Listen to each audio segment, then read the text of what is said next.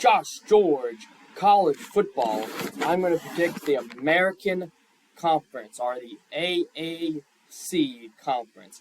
I'm going to tell you what teams are good, what teams are not going to be good, what teams are going to win, and what their schedules look like, and basically how the American Conference is going to look.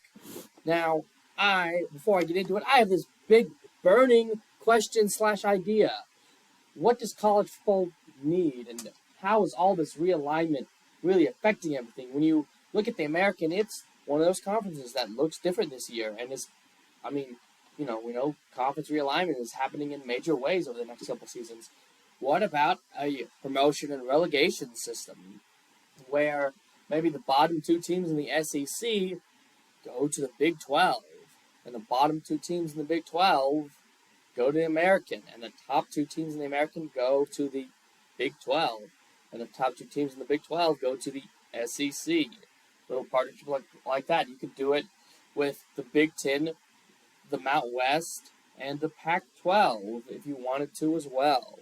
Just little thoughts. Okay, no divisions here. So we're in alphabetical order talking about Charlotte. Now, Charlotte is a team that, frankly, does not have a lot of depth. They're a team kind of looking to rebuild, and like a team that got promoted, so to speak, if you look at the promotion, relegation side of things, but it's really all about money, or all about, well, they got in because of geography, or just seemed like a really good fit at the time. Charlotte is, of course, one of those teams that is picked dead last by many writers and magazines, including Lindsay's magazine. And it's just, you got to get up to where you can play in the new conference. I have an 0-8 in conference with one win this season, that win being their first game against South Carolina State. Okay, to ECU, East Carolina, the Pirates. Look, they are going to look a lot more like the NCAA video game offense that ECU has, that Lincoln Riley, of course, established when he was there. I think Donnie Kilpatrick at offensive coordinator is going to be huge for them. He's going to rotate a ton of wide receivers. They're really not going to have a main guy, but Jalen Johnson will kind of be the leader of that group. Their biggest hole is, of course, offensive linemen, where Isaiah Foote is the leader of that group, and he's a 328-pound guy. So, and of course, they're going to have two 328-pound guys. Walter Stripling is the other guy. So, big offensive line, just inexperienced. So, it's a potential problem. And their D-line, they have 4 starters back. So, going to be good on the D-line. And their secondary created a lot of interceptions, and they ended up plus 13 in turnover margin. So, ECU, I have them at 6-6 and 4-4 this season, with wins over Marshall, Gardner-Webb, Rice, Charlotte, Navy, and Tulsa. Now, to FAU. FAU is a team that brings in none other than head coach Tom Herman, who's 24-4 in the American Conference, a guy that's been promoted back into the American Conference. No, it's his first year with the Owls, but he's 54-22 overall, undefeated against Rice, and once upon a time felt like this was his conference. But of course, it's a rebuilding year, as their offense always scored 29 points per game, and their defense led in 26 points per game. I have them at 7-5 and 5-3 with the first year under Herman. Um, and I think that's pretty good. Those wins: Monmouth, Ohio, Tulsa, Charlotte, UAB, East Carolina, and the Rice Owl. The Rice. Okay. Um, yeah, the Rice Owls. What was I doing? The Owls and the Owls. That'll be a cool game. Okay. Memphis. So Memphis is a team that has really dipped.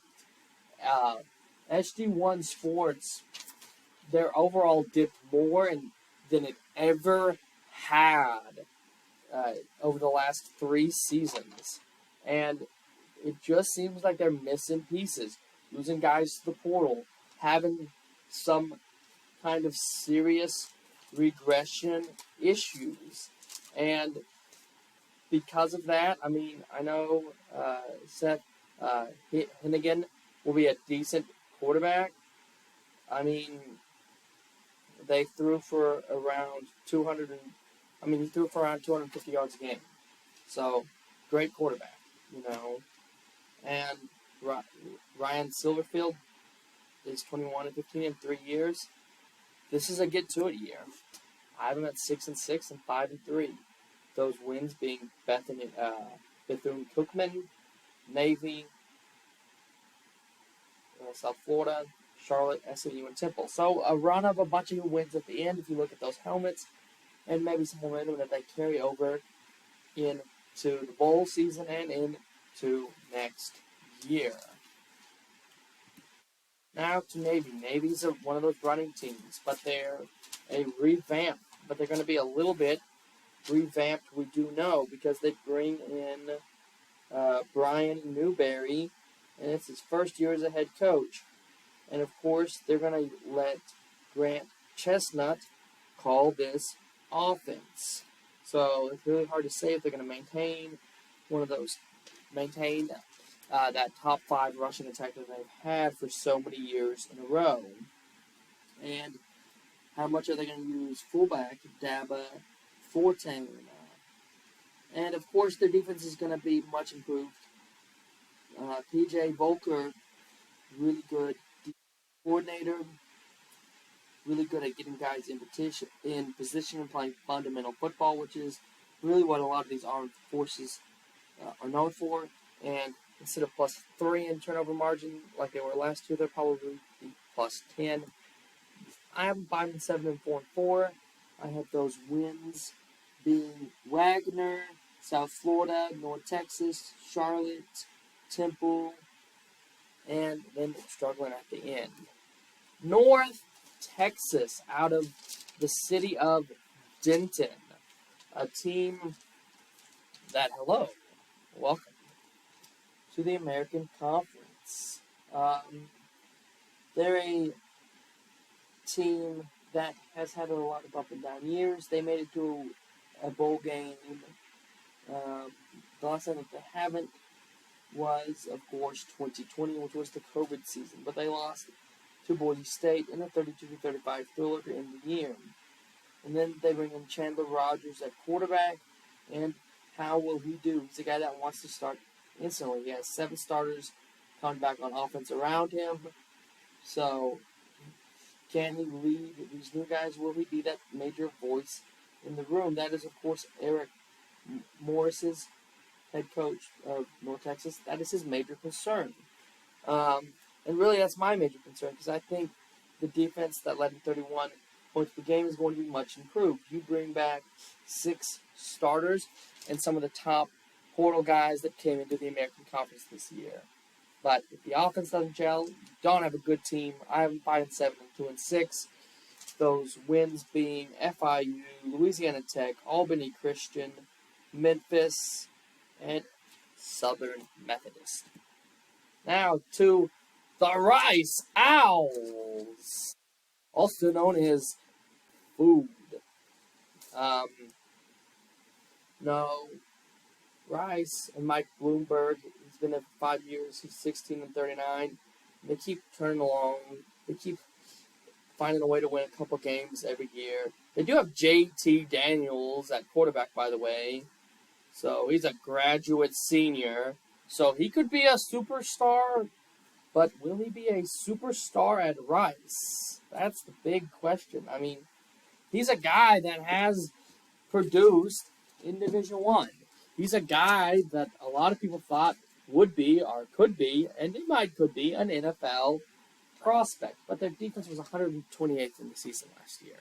I have Rice at 2-10, and I have those wins being against Texas Southern and Charlotte. Now to the Southern Methodist, the Pony Express, who had the weirdest recruiting occurrence ever. They brought in like a playpen pit or a ball pit, whatever you call those things, like Chuck E. Cheese's, man. So, anyways, the big miss there. But more about football. I think Rhett Lashley is going to produce a lot better on the football field this season. I think they're going to get some more results. I think their defense improves from 118th in the nation, allowing 33.8 points per game. I think guys like Nelson Paul, who's a 6'2", 230 guy in the middle of this defense, and the heart of this defense, really affects teams. I think he gets better at pass rush, and if he doubles his sack total, the defense is going to be much improved. It's just, can the offense match it? I think they're going to be okay. I think Lashley is a good enough play caller to get them to 8 wins. I think they'll beat Louisiana Tech, Prairie View A&M, Charlotte, East Carolina, Temple, Tulsa, and Rice, and Navy. Okay, to the Temple Owls. The Temple Owls from Philadelphia. So, look, when you break down the Temple Owls, it just really comes down to, do they have enough to finish some of those close games? E.J. Warren was a decent quarterback, and Edward Sadie was a good running back. Then they had good D linemen like Demerick Morris. They had good linebacker play from Jordan McGee, and good cornerback play from Jalen Murray, and good safety play from Alex Odom. Can they bring it all together? They were a team that missed a bowl game and just seemed to be playing as individuals. When you do that, you don't win games. I've got them at 5-7 and 1-7 in conference play. I have those wins being Akron, Rutgers, Norfolk State, North Texas, and South Florida. Tulane, the Green Wave of Tulane. A lot of people think that they're either going to be first or on the fringe of first in this conference. They beat Kansas State last season in the non-con. They have Ole Miss in the non-con this year in that second game.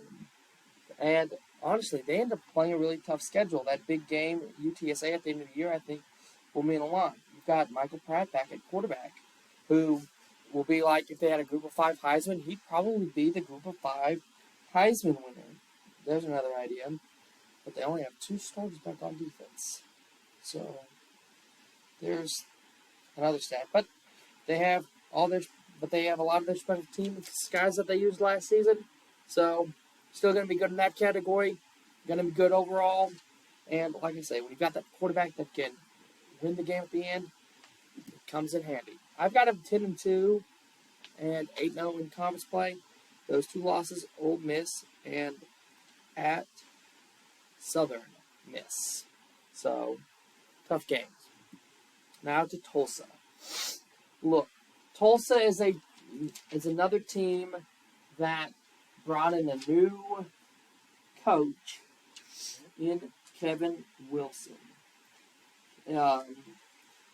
His first year, this is his first year at Tulsa. So Kevin Wilson, he's kind of got a lot to prove. Of course, he brought Steve Spurrier Jr. Yes, Steve Spurrier Jr. to be his offensive coordinator, and so this offense is going to be revamped some. They did score 30 points per game last year, and I think with Spurrier calling the plays and with all of the talent that he brought with him through the portal and from the portal by just contacting guys and using that name, I think this offense can average around 35 points per game, maybe above that. I mean, we're talking about a top 25 offense this year. But the defense was 116th in the nation, and they ended up -2 in turnovers. Can they take care of the ball? Will they have the tempo that they need to succeed on offense? Can the defense play up to that tempo is another question. I think they find a way to make a bowl game. I've got them 6-6 and 4-4. I've got those wins being Arkansas Pine Bluff, Northern Illinois, Temple, Rice, Charlotte, and North Texas. Now to the UAB Blazers. UAB is one of those teams that are new, and yet they will still be in the conversation to win the American Conference this year with how weird its revampedness is. But they only have 2 starters on offense and 4 on defense. Again, a team that pulled a lot of guys from the portal. We don't know who a lot of the starters are, a lot of competition. They're going to be like 3rd in the 247 talent composite for the American Conference. So they're going to end up being a very competitive team. And they were 8th in rushing offense last season, a team that is going to look to run the ball, whoever they have back there, running back. So 8-4 and 5-3 for them. I think they'll beat North Carolina A&T, Georgia Southern, Louisiana, South Florida, Memphis, Navy, Temple, and North Texas. So ending the year on a high note. Now, South Florida. South Florida, of course, is one of those teams that is picked in the bottom 10 this year in college football. Alex Galasha, who's really trying to work hard, really trying to turn this team around. I mean, they come into the year ranked 125th, according to Lindsay. So, a one-win team that beat an FCS opponent. In fact,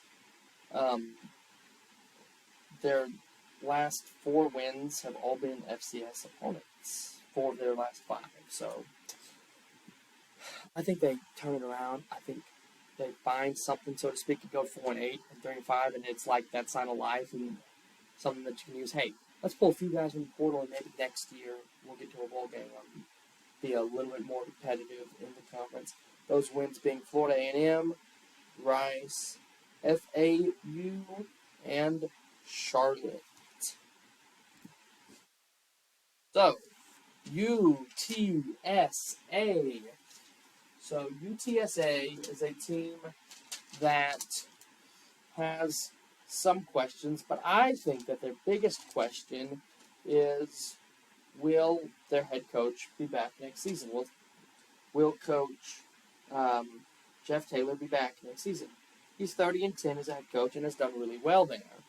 And they're projected in some aspects to win the conference. They have quarterback Frank Harris back and a dominant defense back that is projected to be top 2 or 3 in the conference, and then a defense an offense that's projected to be one of the top 25 offenses in the nation.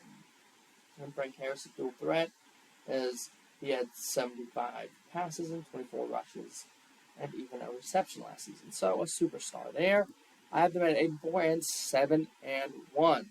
I have those wins being Texas State, Temple, UAB, FAU, ECU, North Texas, Rice, and South Alabama. Now, the way it plays out, I have Tulane and UTSA. UTSA, these 2 teams would have just played. So, in a turnaround game, I'm going to go with Coach Taylor to win the game and win the conference. That will make them 9-4 and push Tulane to 2-3. I'm Josh George. This is College Football Guys channel. Like and subscribe to the video, and thank you for watching.